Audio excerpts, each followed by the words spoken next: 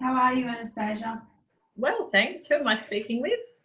Leanne from Australian Blue Gum Plantations. Oh, hi, Leanne. Thanks for joining us. And thanks everyone that's online. I think it is 10 o'clock, so we'll aim to get started. I'll just ask everyone now to mute their microphones if they're not already, which they should be. Welcome to Dr. Nick, who I can see on screen, and most of the rest of you I can't see your faces, but perhaps you can join us for question time later and turn the cameras on if you wish to.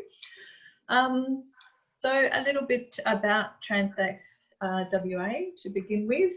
We're a non-profit road transport industry safety initiative. We've been operating in Western Australia since 2013, offering events and projects to the road transport industry to have a space to work together to look at best practice in industry safety and work towards a safer, more professional and sustainable industry that protects its employees and the broader community.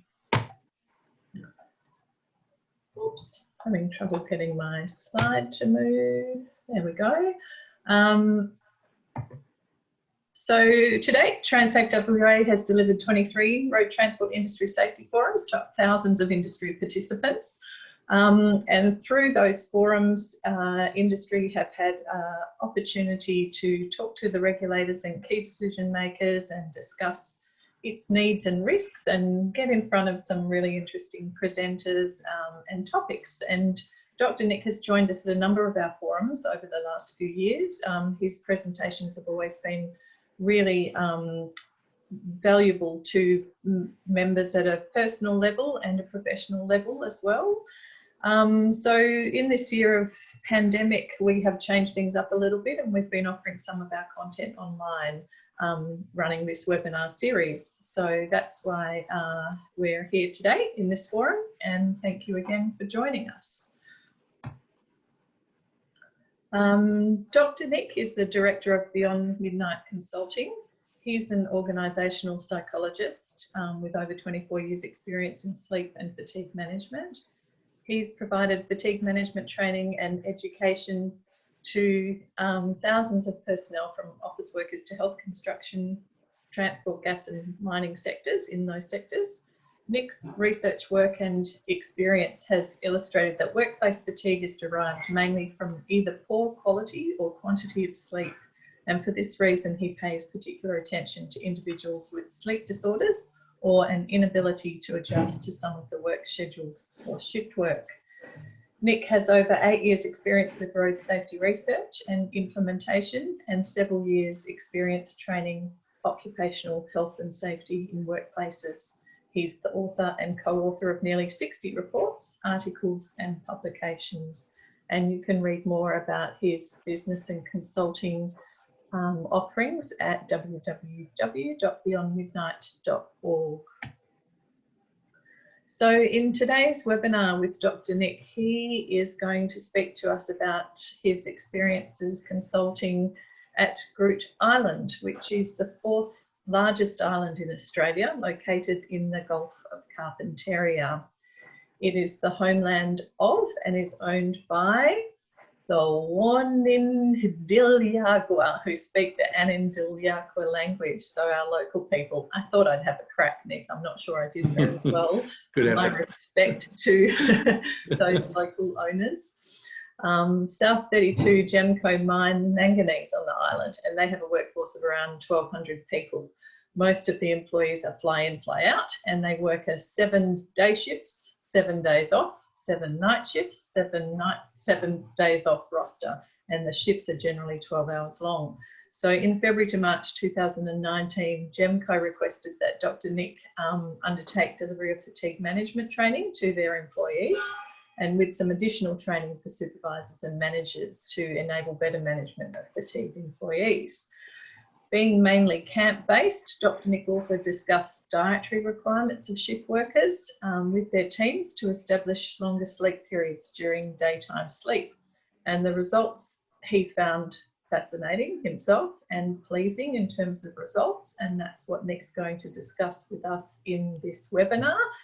And he'll also go on to look at some of the basic treatments of sleep maintenance insomnia, which is when people wake through the sleep period and have issues getting back to sleep, that he worked with those teams, and he works with others around the country. So at this point, I'm going to hand over now to Dr. Nick. At the end of his presentation, we'll open up for some Q&A. So feel free then to unmute, or you can type your questions into the chat box, and we'll pass them on to Dr. Nick that way. So welcome, Nick. Thank you, Anna. And thanks for the opportunity to get in front of what's looking like quite a wonderful audience. I've already seen a few of the names there, very familiar ones, which is nice. And hopefully there's a few new people as well. So today I'll talk about just how we managed to get a bit more sleep for the folks at Groote Eylandt. As Anna said, I was quite fascinated by the results and a little bit blown away too. It was quite wonderful.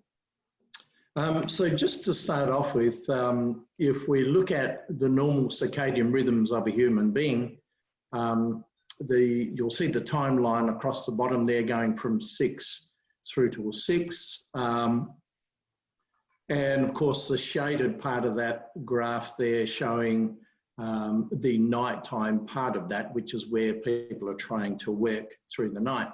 It's normally a 6 p.m. to 6 a.m. shift. And of course, I've got to work when melatonin levels are rising, and melatonin, as we know, assists to getting us asleep and keeping us asleep. What you also see, that black squiggly line there is core body temperature. And as that goes down, it makes it easier to sleep. And of course, what I've worked out in the past few years is that when it goes down quite rapidly, as you can see, between about 23 and 2 o'clock in the morning, these are times of very serious sleep onset, which of course makes it very hard to try and work when your body's trying to put you to sleep. And then of course, if we move to the left of the graph, we finish work at 6. We're usually ready for bed by about 8 in the morning. And as you can see on that part of the graph, we've got two things going against us. One of them is a high level of cortisol. Cortisol is a hormone that is designed to keep us awake and get us up doing things for the day. So that goes against trying to sleep. And of course, the other problem there is core body temperature rising, which goes against you trying to sleep. So anyone anyone working night shift has these two basic problems: trying to work when you should normally sleep, and then trying to sleep when you should normally be awake and working. Now, I'd like to quickly run through sleep stages and cycles just to give you a bit better idea of why the average of 4.5 hours of sleep during the day on night shift is just not adequate enough. And when I say the average, I've probably trained more than 20,000 people over the last 24 years. A lot of them are miners and a lot of them on night shift. And the general responses when I talk to them about how much sleep they get on night shift is around 4.5 hours. You do get the odd freak of nature who can easily get 7 or 8 hours every day, but that's more, it's more unusual than it is common. So just looking at this graph on the very left, you'll see it goes from awake to REM sleep, stage 1, 2, 3, and 4 down the left there. And of course, the line there indicates what stages we can go into. So from awake, we go straight into stage 1 sleep. Stage 1's not true sleep, it's more of a crossover zone. Unfortunately, some people do stage 1 while we're operating machinery, driving cars, or sitting at the desk watching webinars. And stage 1 sleep is, look, my scientific term for that is the lights are on but no one's home. So in other words, your eyes can be open, but you don't really process the information that flows down your optic nerve to the back of your brain. And this is why sometimes as you drive down the road, if you've been going at it for a while, you might get to a certain point and think, well, how did I get here? So this is usually the result of stage 1 creeping in. So that generally runs 5 to 7 minutes. Then we hit stage 2, which is true sleep. We'll do that for another 10, 15 minutes. And then we'll get into the deep sleep, which is stage 3 and 4 sleep. And the reason I'll bring what I'll do in a minute is show you what we get out of these stages of sleep and why this is so important. So after stage 4 sleep, you go back up to 3, then 2, and then you pop up to REM sleep. And rapid eye movement sleep is where the brain is very, very active, and it's very easy to wake up at that point. So these 5 stages fit into one cycle, which generally runs for 90 minutes. So let's quickly investigate what we normally get out of sleep, because when I ask people why we sleep, they usually say, so we've got energy for tomorrow, bit of restoration. And that's just a very small part of the picture. So stage 2 and deep sleep, we lay down memory. So we take short-term memory out of a part of the brain known as the hippocampus. We lay it down around the exterior of the brain, the cortex, and we put it down for long-term use. This is part of the process of learning. So part 1 of learning is listening and taking in. Second part is actually emptying out your short-term store of memory into long-term. And the third part I'll talk about in REM sleep. So memory and learning, very important in stage 2 and deep sleep. Releases of serotonin, that's people refer to that as the happy hormone. I like to see that as boosting your mental fitness. And what I mean by that is it allows you, if you get the right amount of deep sleep, which is about 2 hours every night, you'll generally tend to have a level of resilience in your brain that allows you to see other people's mistakes and just go, okay, well, that's life. We all make mistakes. It also allows you to walk around sometimes with a big dopey grin on your face to the point where some people say, what are you on? And I always say serotonin. So we need around 2 hours of deep sleep to get enough of the happy hormone to keep us in a good place.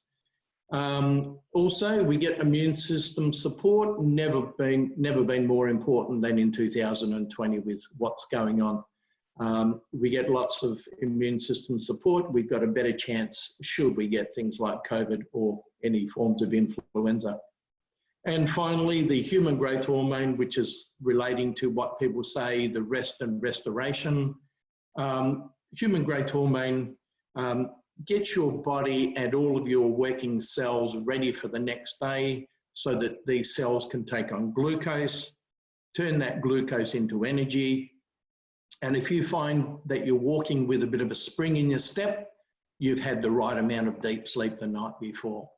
So these are very important components of stage 2 and deep sleep.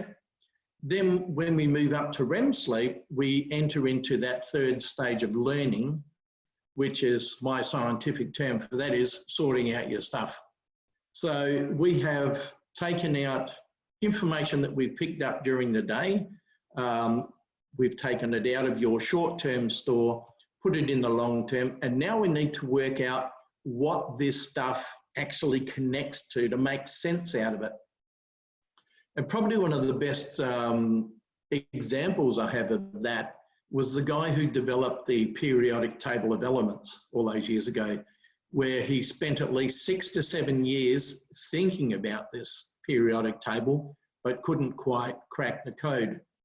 And then one night he had a dream, he woke up, he wrote down the table, he went back to sleep, woke up in the morning, and only had to change one word. So basically his REM sleep sorted out everything he needed to know. And what we do know is we can come up with new concepts in REM sleep. When I'm training people in transportation or in mining, what I like to say about REM sleep very importantly is it gets our safe operating procedures ready for the next day. So if you go into a task the next day and it's a totally novel procedure, you'll have to think very carefully about what you do. But if you get back to doing what you normally do, you rarely have to think about it, because in REM sleep, you have been mentally prepared the night before. And I think this bears a great outcome on your own safety. And if you think about safe operating procedures that you put in place personally, the very minute you step out of bed and start walking, there's a safe operating procedure for walking so you don't fall over. There's one for putting on the kettle and making the coffee. And then you've got all these procedures when you strap yourself into your car and drive off to work. And you may have found from time to time that on the road, you make these little errors, like you pull out of a T intersection and you've misjudged the oncoming speed of a car, and you find that you have to really kick it in and you give them a little wave to apologise. This is where sometimes a short sleep may have reduced your REM sleep and not quite prepared everything for a really safe day. So, of course, what I was talking about before, when people are saying we only average 4.5 to 5 hours on night shift, well, of course, if you look at 3 of these cycles, that's a total of 4.5 hours, and you'll generally wake up after 4.5 hours to go to the toilet.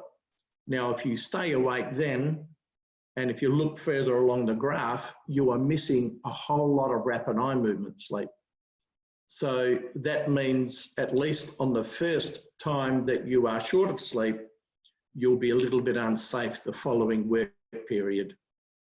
So let me just move on and show you what happens when you only get 6 hours. But before I move on, have a look at the shape of the graph.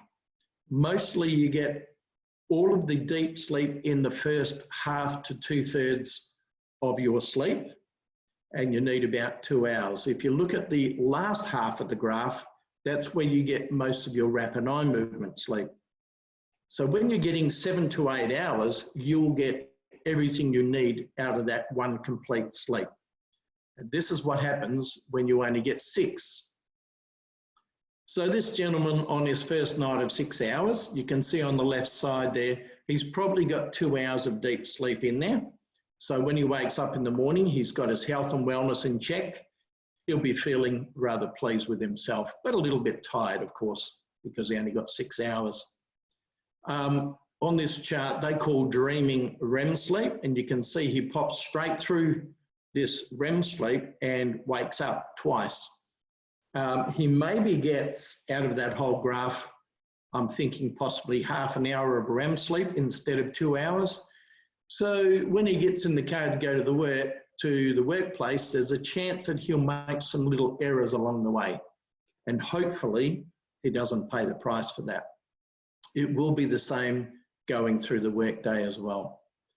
And then interestingly, when he goes to bed the following night, the brain makes an attempt to catch up on REM sleep. It's as though the brain knows that it's short of the safety component. So you can see on the left side there, instead of doing a lot of deep sleep, his brain almost jumps straight into rapid eye movement sleep. And we call that a pathology. It's not supposed to be there.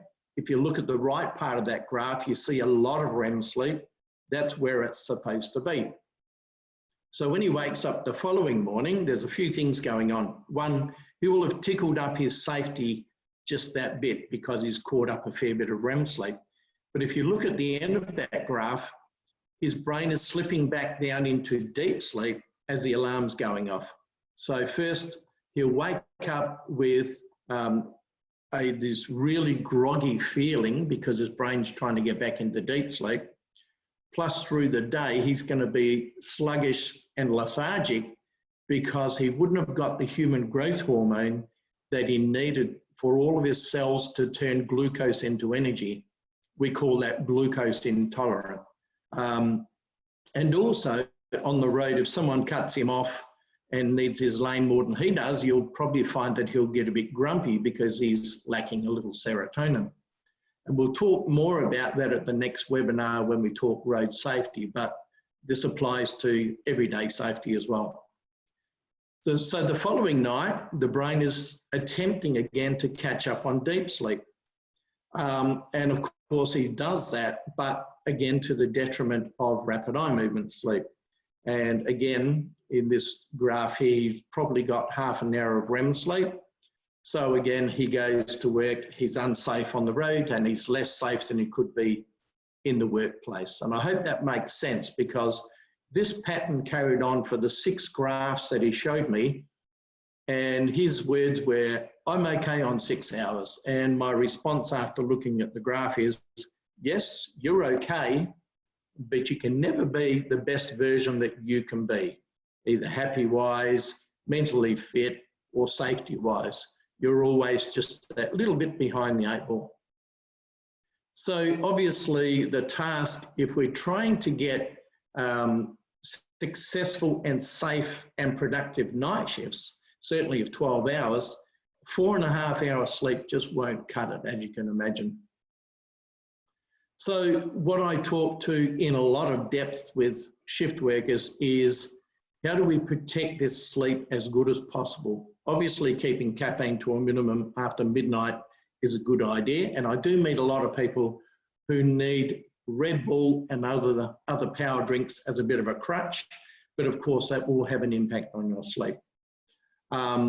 Once you've got home and you're getting ready for bed or get back to camp, keeping light from entering your eyes is very important, because we need to try and trick the brain into thinking we're getting somewhere towards nighttime.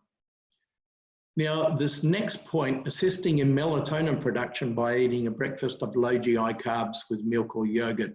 This is a very important point, and I believe that this is what made the main difference to the results that I'll show you in just a little while.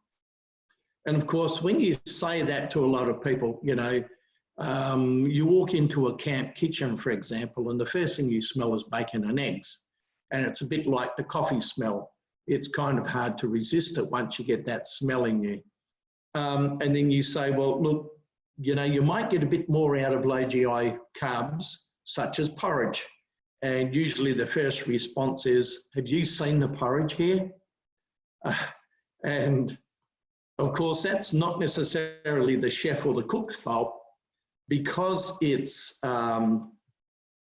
not taken up that much, not many people are using it, it tends to go a little bit crusty and it looks a little bit less inviting than it could. So I did do a lot of work with the chefs and the cooks on Groot Island to talk about how could we sell more porridge in the hope to replace the bacon and eggs. And we'll look at that in more detail in just a minute. A few more tips about getting good sleep. If you can have a nice warm shower just before going to bed, say 5 to 10 minutes before, and focus that warm shower stream on the back of your neck, that lifts your core body temperature just that little bit.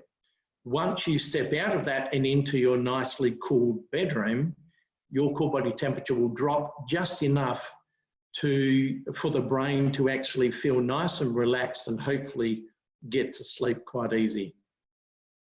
And of course, the last point, if you can try and be regular, that is really important. And there's been a lot of conjecture over the years about what's the safe number of night shifts. Is 2 night shifts better than 6 or 7? Well, in the short term, maybe it is, but you get no regularity, you don't get into any rhythms. I have seen people do 14 night shifts and between nights 10 and 12 have the safest shifts over the whole 14. So anyway, that's a totally different webinar. But let's look at what happened here. So I put the graph back up of what would be a 7.5 hour sleep, which is 5 full cycles of sleep. I put the timeline across the top there to indicate that most night shifters finishing at 6 a.m. will be ready for bed around 8 a.m. So if you get to bed around 8 a.m., and get 3 cycles of sleep, that'll pull you through to around lunchtime. So if you walk into the camp kitchen and have yourself a big feed of bacon and eggs, you'll get the high protein and a few carbs. Of course, that will give you a nice spike in glucose, but it's relatively short-lived. And by about 12:30, once you get to the 3rd cycle of sleep, which is a large cycle of REM sleep, the brain basically does a quick check on the body. What's going on? That is very common. And I always say to people, look, if you can manage to keep your eyes closed, go to the toilet successfully, and gentlemen, it's okay to sit down, and then go back to bed still with your eyes closed, and there's a chance you can get back to sleep. But of course, what happens is around 12:30, after a feed of bacon and eggs, you're hungry. And of course, if you're hungry, it's always hard to get back to sleep. So you'll have something to eat. You normally need a bit of light to see what you're eating, and especially if you're having to prepare it.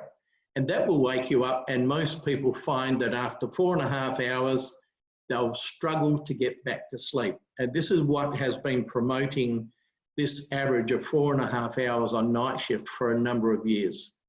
So let's see what the porridge can do. You add the low GI carbs, and not just porridge, but a little bit of dairy to help you get to sleep as well. And anything else you eat, the more low GI, the better you are. And what I said to the guys and girls is, I believe it could possibly run 6, maybe even 7 hours. So you get a low level dose of glucose over a longer period of time. Now, of course, you still will need to wake up and go to the toilet at around 12:30 after your 3rd cycle finishes. But of course, if you can wake up to pee, go back to bed and get back to sleep because you don't need to eat, then you've got a much better chance of increasing the number of hours that you get to sleep. So this was, I guess, for me and for a lot of them, it was an experiment that we could run because I was able to talk to the chefs and the cooks to really make the porridge look great and to, I guess, dress it up a little bit more than normal, because normally we have sugar, we have maple syrup, and that's about it. So these chefs and cooks really made an effort, and I think the results were great. Now, approximately 6 months after the training, so I trained up about 1,200 people all up. About 6 months later, they implemented a monkey survey. Unfortunately, they run a lot of surveys at the same time. So the attrition rate for surveys dropped very quickly. In fact, there was only 190 responses, but still that's not a bad size. The first lot of responses we got back was day shift sleep. So this is normal nighttime sleep. And what I spoke to them about normal nighttime sleep, because a lot of people were averaging 6 to 7 hours, was I implemented my the Mabbott method of getting to sleep, which is basically, in very briefly, it's going to bed within 16 hours after waking up and being ready for your first sleep wave. The results on their night sleep, I think, pretty outstanding. The 4 to 5 hour group went down by 70%. That is a great outcome. And then the 7+ hours of sleep, this is every night for an average of 7 nights, up by 52%. So that in itself, I thought, was an outstanding result. And don't forget, this is 6 months after the training. This is not the next week when they're thinking about it and trying to practice a few things. These guys and girls have been doing it for around 6 months. And then enter night shift. And you can see why I was a little bit blown away by this. Luckily, the 4 hour or less category was low, but we cut that down just down to one person. And as luck would have it, 6 months later, I ran into him and I was able to help him sleep a little bit more. But if you look at that all-important category of 7 hours plus on night shift, up by 61%. And I was absolutely blown away. I was that gobsmacked by these results that as soon as I went back to the island 6 months later, the first thing I did was go to the camp manager and congratulated her on the work that her people have done. But I also asked a few questions, and this is what they did. So they really took it on board. And I guess maybe that was partly because some of their chefs in the training were quite tired. So it really hit home for them. With the porridge, they added blueberries, mixed berries, chopped up mangoes and nuts. They already had the brown sugar and maple syrup. They went from half a large pot a day to 2 big pots. So that just showed the amount of porridge that people were eating. Off their own back, they increased vegetable rice and vegetable pasta dishes for people to take for their lunches and cribs. They got rid of most of the white breads and added more brown breads and brown wraps and whole grains. They decreased some meat pies to mainly chicken and vegetable, and they even sourced a low GI pie. I never even knew one existed, but they found it. They got a larger choice of milk, such as soy milks, almond milks, and so on, and cut all of these sugary cereals down to 4 more nutritious ones. And I will say, when I went back and I looked through, I found their choices were impeccable. They still had 1 sugary cereal, which turned out to be Nutri-Grain, and I guess you can't be upsetting the Ironman, can you? But realistically, their changes to the menu had that huge impact on the workforce. And look, that was very, very pleasing. Now, we don't know if this has happened at other sites that I've been to where we've tried it. This was the only site where they've actually done a survey to find out 6 months later what changes were there. I am hoping, and I do hear the odd whisper from some of the other sites, that people are going to work happier on night shift. And I think, to me, that indicates that they're getting more serotonin through their sleep. So they're getting more deep sleep and more REM sleep as well. So I think they were great outcomes. Now, of course, part of this is transitioning into night shift. We don't have time for that at the moment, but transitioning back to day shift is, well, not so much day shift, but getting home and being, pardon me, as one with the family again is very important. And I say for those on camp, if you're in a camp, have a sleep until noon. Try not to sleep too much past noon. It would be lovely to have a nice consolidated 7 or 8 hours of sleep. But what we find is if you sleep in the afternoon, you can't sleep that night and you go back to being a night shifter, or you remain a night shifter. If you stay awake, make sure that you are safe. If someone says go pick the kids up from school, let that person know that you will be highly dangerous on the road with your decision making, with your judgments, with your hand-eye coordination. All of those things will be very troubled. So you've got to treat yourself as if you might be the equivalent of absolutely drunk. Just don't do it. Stay home in the afternoon, watch TV or do something easy. Go to bed that night whenever you feel sleepy. That's where a good 9-10 hour catch up is great. Try not to sleep too much past about 7 o'clock because you want your day, your rhythm to go back to day shift. If you get up and get some sun in your eyes and go for a walk, that's a really good way to change your rhythm back. And if you need to nap in the afternoon because you just have to get in the car and drive somewhere, no more than a 20-minute nap. A 20-minute nap will help take the edge off any tiredness for at least an hour or so and allow you to get from A to B quite safely. Right, so that's all I'll say on the night shift front. I'll just check the time. Yes, good time to move on.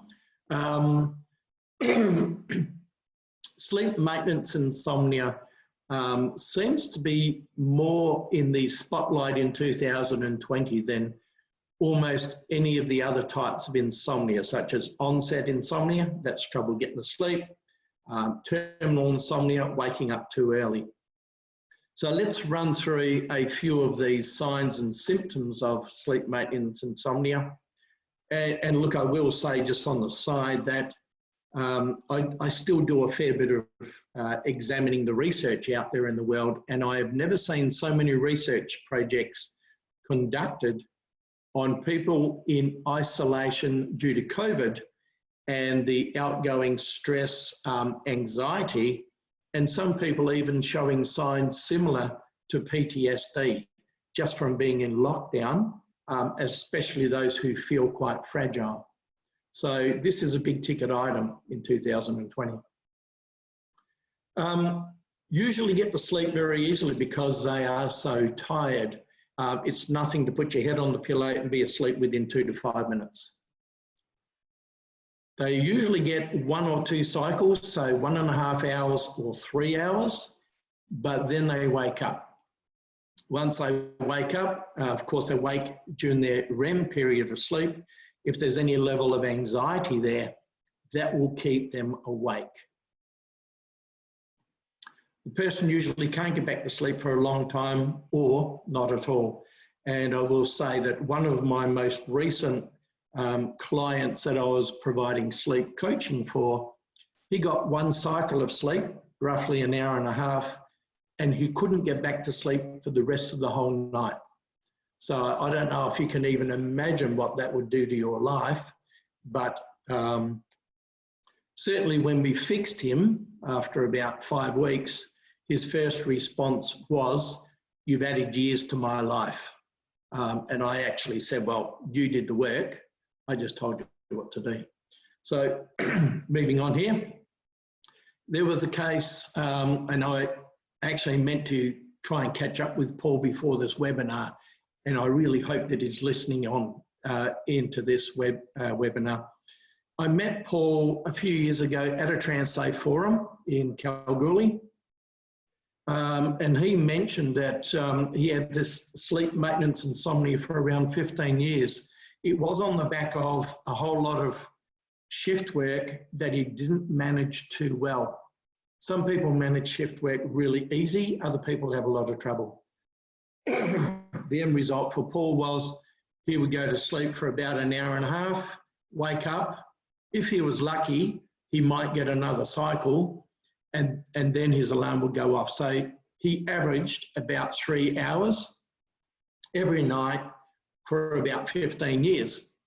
He said he was tired every day, not coping well, felt unwell, very concerned for his health and also his safety, of course.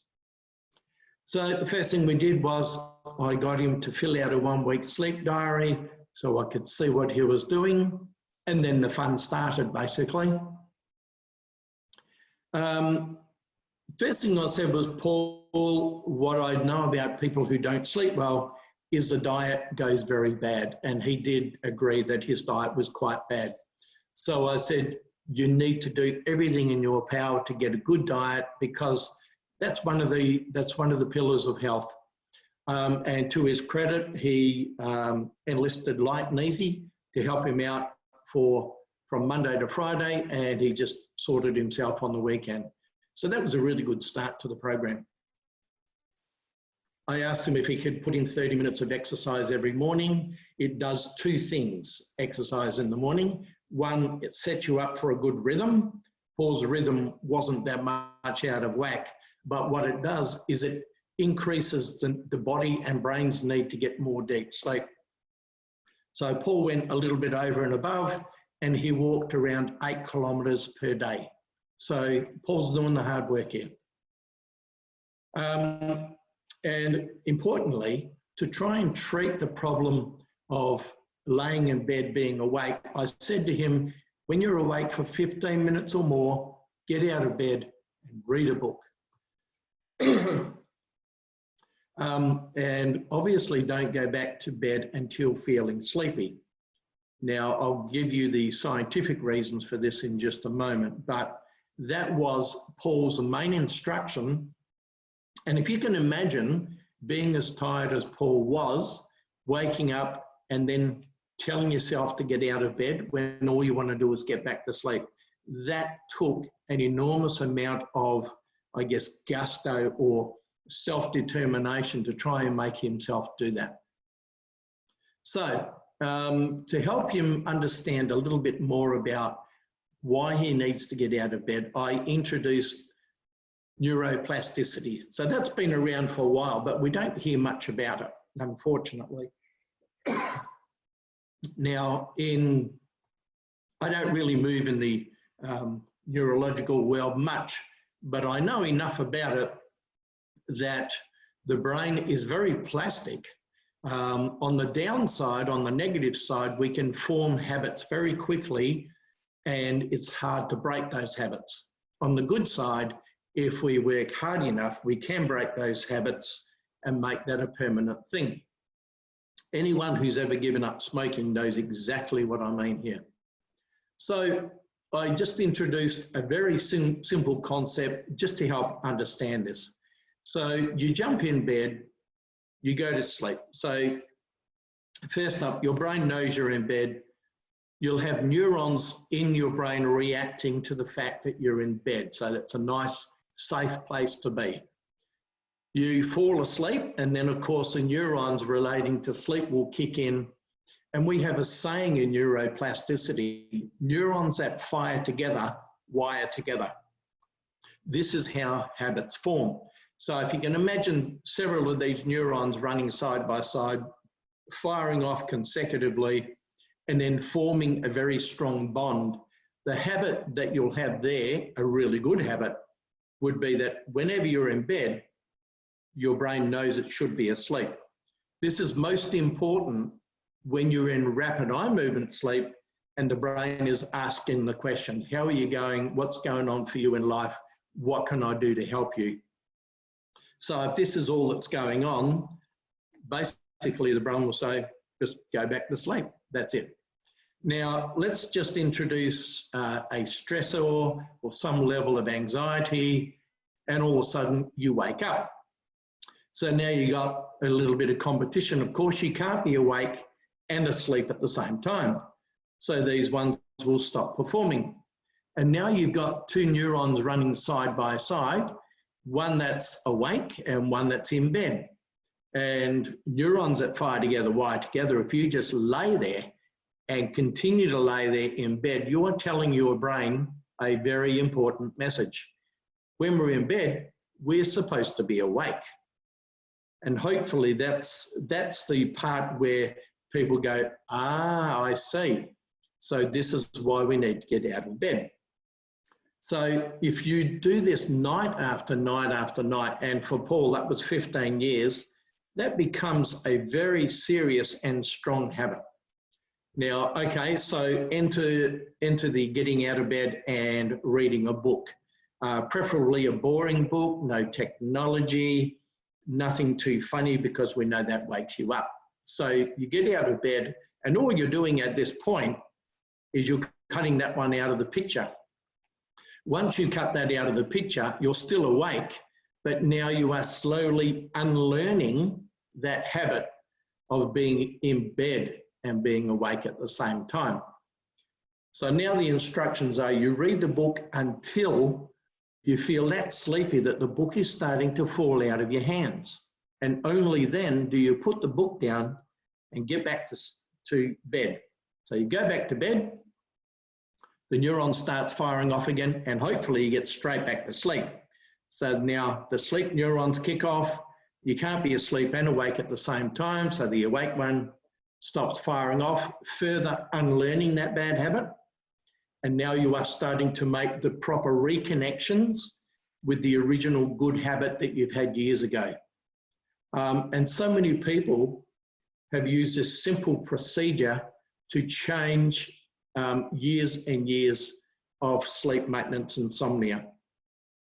Now, just before I move on, I put it to the audience.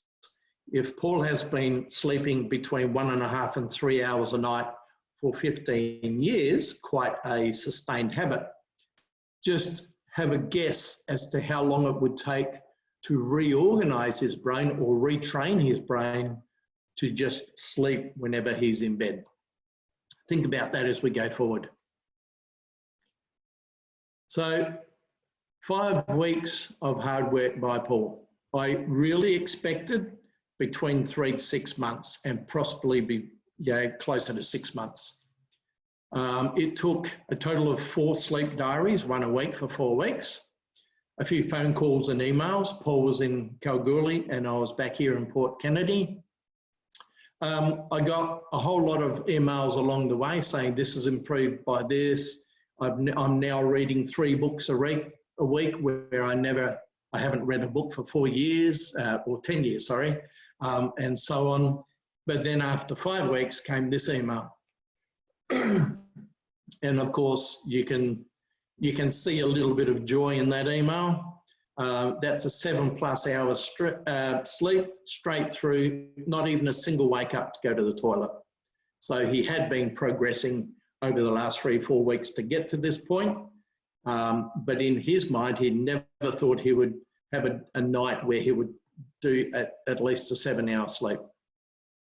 Now, I was going to catch up with Paul, but that's, I've been a bit busy and it slipped my mind. Up until about a year ago, I know that Paul was getting at least 7 hours on most nights. So this is sustainable. It was at least 4 years ago that we did this work. So I think that's a really good outcome. 5 weeks of hard work by Paul and he's changed his life.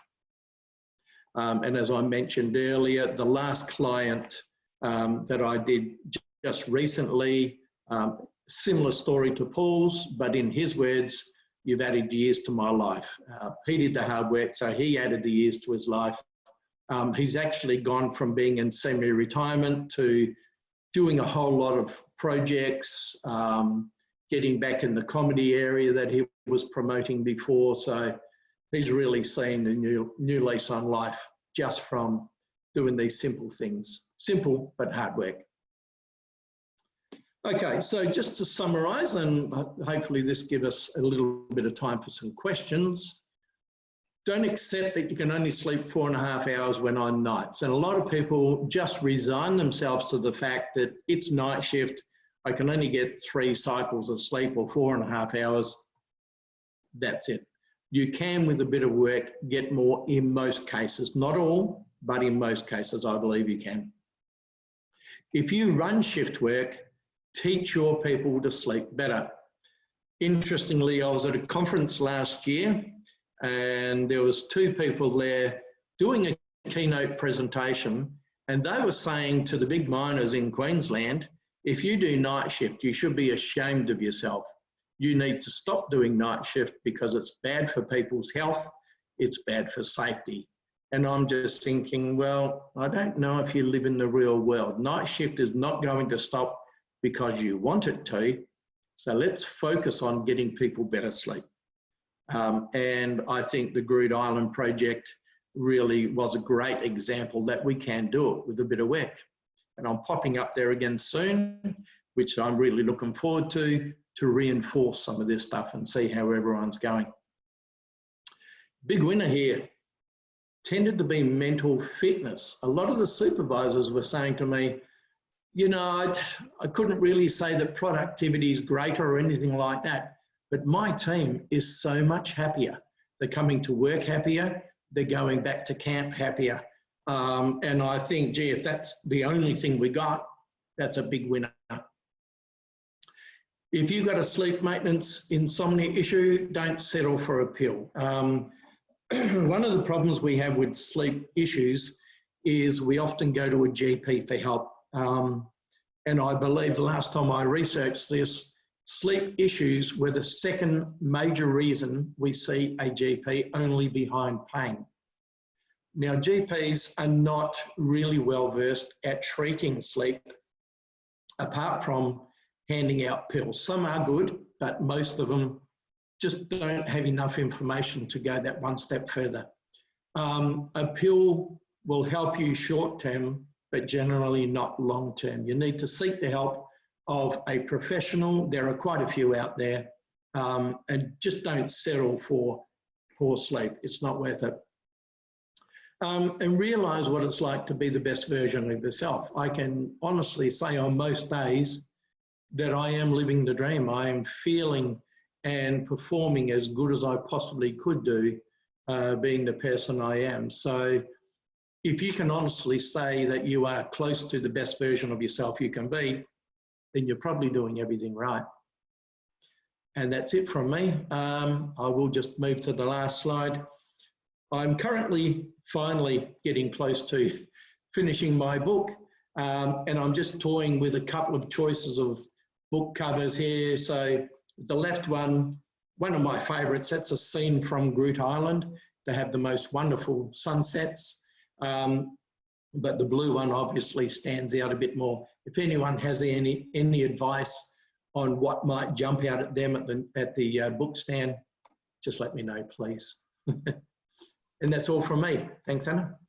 Thanks, Nick. That was great, really interesting. I know I learn something every time I listen to you speak again. So there's a couple of questions coming through on the chat line here. We'll start with first one from Graham is asking, what techniques can two-up drivers use to ensure that 5-hour stints in the bunk are productive? Okay, that is a lot harder, obviously, because there will be some sleep that will be at a time where it's conducive to sleep, and some that's not conducive to sleep, obviously, because of the rhythms. What I've learnt in two-up driving, more importantly than anything else, the combination of drivers is the most important thing.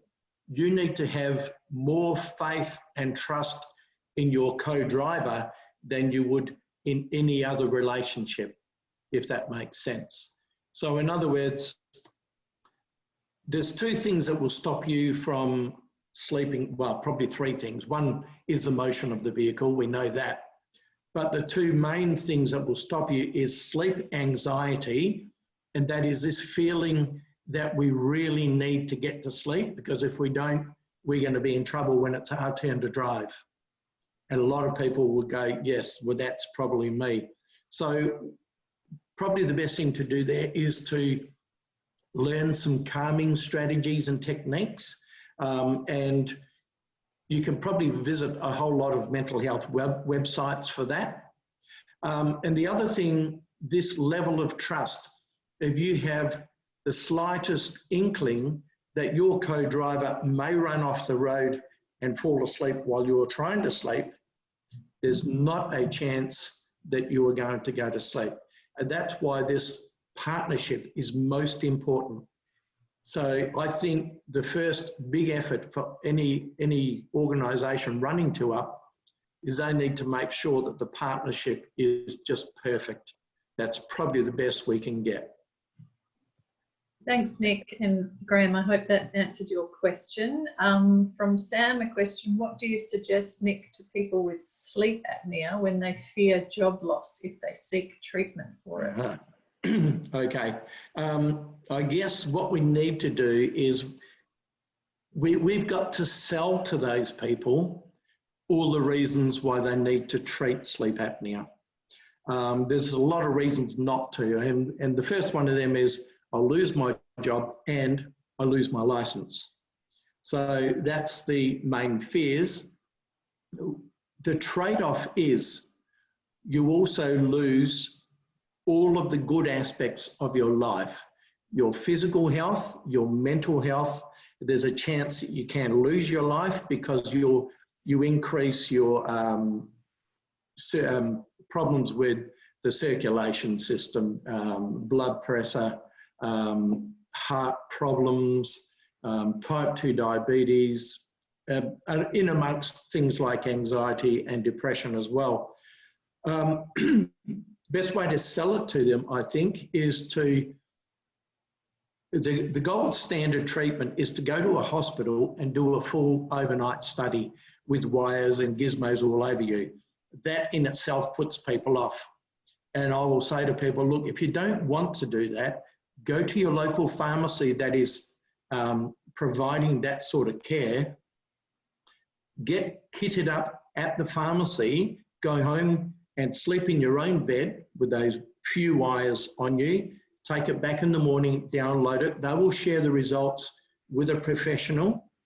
The professional will write a report, and that way you will then get the fix from the pharmacy, all these stuff you need, whether it's a continuous positive airway pressure machine, or whether it's a referral to someone, an ear, nose, throat specialist comes to mind. They fix some of that, a small portion, maybe 5 to 10%. But you've got to really understand the risk of not getting it treated versus the risk of losing your job. Because if you don't get it treated, the chances of losing your job is greater because you'll have more incidents in the workplace. You'll need to take more time off due to sickness and feeling tired. And at the end of the day, your body will perform a lot less than it should. So it's all about putting together a good sales package. And again, this comes in with really good fatigue management training. Sell the idea to them that the best thing you can do with sleep apnea is fix it as soon as possible. Thanks, Nick. One more question. Exercise for night shift. Is it preferable to do exercise when you wake before night shift or at the end before sleep? Yeah, look, I've met literally hundreds of people who exercise early and exercise late. I think the most important thing with exercise and sleep on night shift is the small window of opportunity you get to exercise before going to bed will increase a whole lot of endorphins and other hormones in the body that will stop you from getting to sleep, perhaps. Certainly, if you exercise within an hour of bed, you will have some trouble trying to get to sleep. So if that is the case, sometimes it's a bit of suck it and see. There's enough individual differences around for some people to be successful with exercise before bed. What I would say to them is, as soon as you knock off, hit the gym before showering and before eating. So that spaces the time out. Otherwise, maybe half an hour before you prepare for work in the afternoon can be good as well. But you really need to be careful and just monitor how your night shift goes if you do some exercise before going to work. So there's no real clear answer on that one. Okay, Nick, a couple of questions with regards to getting to sleep and staying asleep. If you have to get up and read, what form of lighting would you recommend? Pardon me. Look, I don't recommend reading on a tablet or anything. I mean, it's not as bad as a lot of people say it is, but it's still not great. I would read a paperback in just enough light so that I can see, but without straining. So the light that I have here is way too bright. Pardon me, bit of a frog in my throat. So just enough light to be able to successfully read and not strain your eyes. And the ideal room temperature for sleep, Nick, is it about 18 to 21 degrees Celsius? Yes, again, it's different for different people. Ladies like to be a little bit warmer, gentlemen like to be a little bit cooler. So we often find if a couple sleep together, she's under the blankets, he's above the blankets. So it's each to your own, but usually you find slightly cooler is easier to sleep than slightly warmer. If you wake up cold, you snuggle up, you usually get straight back to sleep. If you wake up hot, it's much harder work to get back to sleep. And there's a comment here from Kieran, Nick, and he's happy to confirm. He said that so many health effects of poor sleep as the body has not had time to do the much needed repair job it can only do in deep sleep. It promotes an inflammatory state and is known to be causative as a pain driver. Yes. Yeah. Yeah, interesting. There was a research project done in the US with firefighters, and they compared those that had chronic insomnia to those who had no insomnia. And there was a difference of back pain of 60%. So lower back injuries and lower back pain, 60% more for those who had insomnia. So in other words, reduced sleep opportunities. So that absolutely supports what Kieran was saying there with the immune response and the inflammatory markers and everything like that. And there's just a whole host of things that can go quite poorly wrong when we're getting less sleep than we should. And one from Suri, up in Port Hedland, working with Q. How would you recommend Nick addressing a case where a driver has had a number of fatigue events and is recommended to seek medical attention, i.e. complete a sleep study? However, the driver delays from having this conducted. So I just missed the last part of that. So the driver has been recommended by his supervisors to seek medical attention because of a number of fatigue events, and such as, you know, going and completing a sleep study, but he's delaying doing any of this, having studies conducted. Yeah, look, I've had a few cases of that. So what I think organisations would benefit from would be in their fatigue management procedures, put in just a few words about the duty of care from employees to try and sleep as well as they could for restoration purposes. And if they can't, firstly, to report it to their supervisors rather than finding out partway through, but also that they will make an effort to try and fix it. So that needs to then become a part of the process whereby the organisation gives them as much help as possible. It usually starts with an employee assistance program, and some of them are reasonably good at helping people sleep. I've been enlisted by a few groups now for that very reason, to try and take on these clients to help them get back to a safe level of work again. And some of these people are very reluctant, but I guess you've got to treat that as, if you don't include duty of care there, then you can't get them moving in some cases. Your duty of care is to attempt to turn up to work fit for purpose for that day or for that night of work. If you can't, you need to do everything in your power to try and improve that.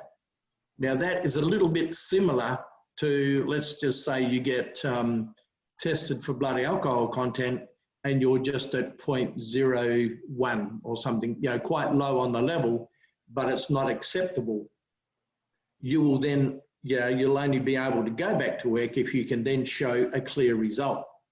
So I say in the same sort of breath, it shouldn't be that different for fatigue, because, you know, we've got people operating huge bits of equipment that can kill a lot of people and do a lot of damage. And some of the work that I do with WA Police Major Crash indicates to me that just one night of poor sleep, and that's not even accounting for people with sleep disorders, one night of poor sleep causes fatalities on the road. So realistically, we need to start thinking this is totally unacceptable. So it's a bit about selling, but it's also, we need to demand that they exercise their duty of care as well. Tough line, but we've got to do it. Thanks, Nick. Suri says thanks too. And one more question from Nick Ford. For night shift, I've been told that you should eat 2 hours prior to sleep to allow food to settle. Any truth to this? Well, look, depends on the size of the meal also. I would say at least an hour. I don't know that there's any real solid scientific evidence that says 2 hours is necessary. I think if you have a reasonable sized meal and leave it about an hour before going to bed, I think you'll do fine. But a lot of these people up at Groote Island, we're having breakfast within an hour of going to sleep and getting good results. So I think it's more about the size of the feed, the type of the food. If you have a really strong curry, a real spicy curry, I would let that be at least 2 hours before bed because that will play havoc on your stomach. Thanks, Nick. Oh, bit of feedback there. Lots of appreciation coming through, and overwhelmingly everyone likes the blue book cover. Okay, I'm happy with that. I think that's covered everyone's questions from online, unless anyone wants to pop in, unmute their microphone and ask a question. Otherwise, I think we've done well there. So I'd just like to thank everyone for taking part today, especially Nick, our presenter, our Transafe WA members who've joined us and non-members. So please feel free to take a look at the Transafe WA website for more information about our association and what we get up to. And I'll also just let you know that Nick is going to deliver a second webinar for us this month. We're theming that one to Road Safety Week, and it will be called How Your Sleep Impacts Driving Safely. So in that webinar, there's a bit of detail there on the screen for you. Nick will help you better understand why some days you just shouldn't drive, and why if all Australians slept better, the road toll would reduce greatly. So that is scheduled for Tuesday, the 24th of November at the same time, so 10 a.m. WA time. And you can register for that via our website at transafewa.com.au. Just have a little look here, Nick. Yep, lots of thank yous there. So we'll provide feedback, and to everyone that's asked, yes, I will send you all a link with a recording of today's webinar so that you can share that with your teams as well too, and look at it again for reference. Anything else you'd like to add, Nick? No, thanks everyone for coming. It's I love being in front of people, and unfortunately, due to the lack of ability to do forums, it's nice to be able to get in front of people. So thank you, Anna, for the opportunity, and Transafe, of course. And yeah, thanks everyone. Thanks everyone, and we hope to see you again later in the month.